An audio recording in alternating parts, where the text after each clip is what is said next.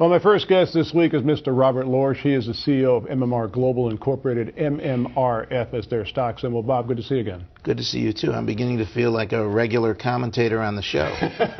Well, you've been bringing us some fabulous guests. Of course, your wife, Kira Reeve, for the last 2 weeks. We had Rin Tin Tin last week, so it's been kind of interesting. I promised your daughter that I was going to bring a chimpanzee next week. Let's see if I can come through with it.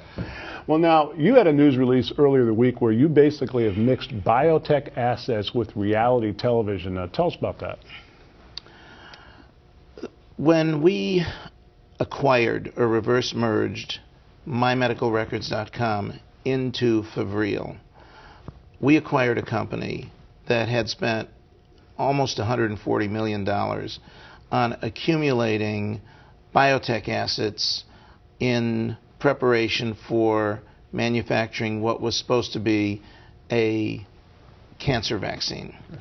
And unfortunately, when the vaccine trial failed and the company was dismantled and we bought the company, there were assets that we always thought, based on representations of certain people at the time, had been destroyed. I see.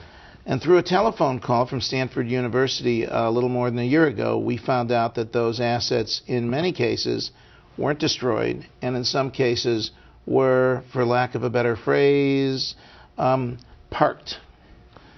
And so I began a mission to pursue those assets on behalf of the shareholders. And as a result of that, we originally turned over 400 sets of patient samples, what I believe will be many, many tens of millions of dollars worth of information and patient studies and results from those samples. And this week we announced uncovering more than 1,000 additional samples, and there may be thousands more. And as a result of that find, we even found another facility holding samples. And these samples are worth millions and millions of dollars, none of which is reflected in the market cap of the company. Okay, so that was my next question. These assets are not baked into the current company's valuation.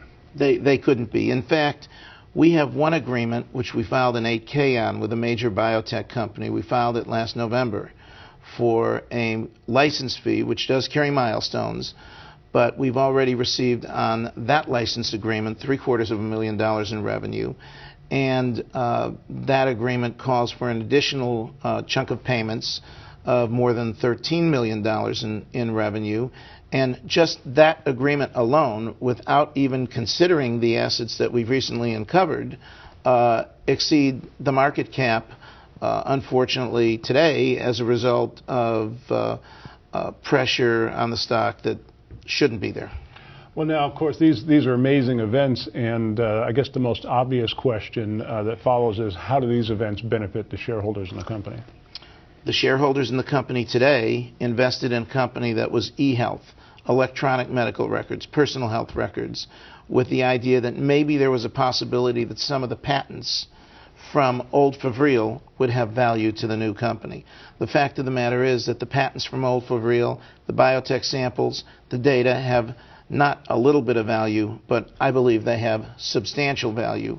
And when all is said and done, between those assets, the samples, and tax loss carry forwards in excess of $100 million, this company has a tremendous opportunity to leverage assets that nobody ever counted when they invested in us as an e-health company.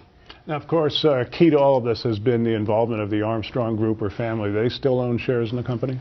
Well, actually, the key to this has had nothing to do with the Armstrong Group or the Armstrong family. What the Armstrongs had done was, let me back up a little bit. In 2005, when the private company was discovered or founded, Russell Armstrong was the largest shareholder of the company at that time.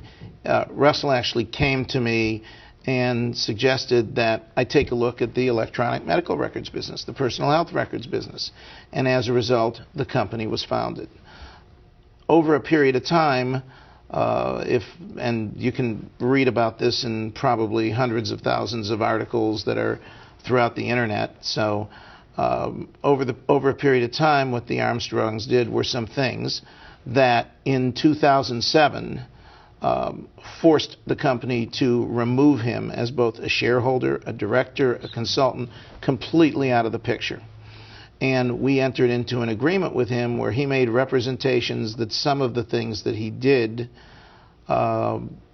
were fully disclosed to the company.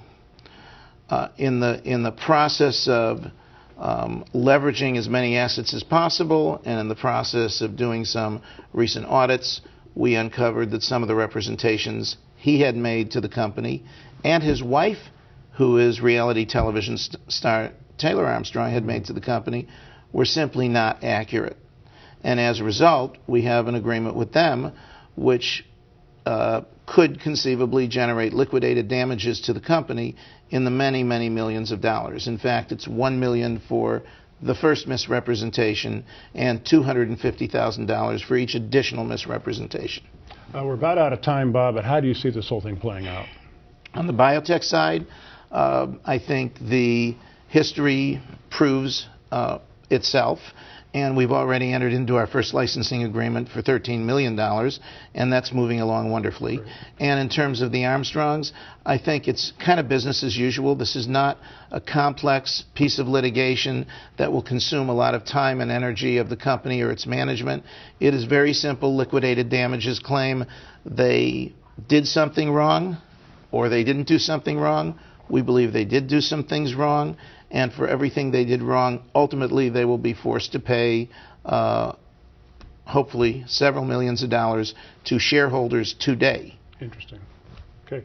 MMR Global, MMRF. Bob will be keeping an eye on this. Thanks for bringing it to our attention. Thank you for having me again.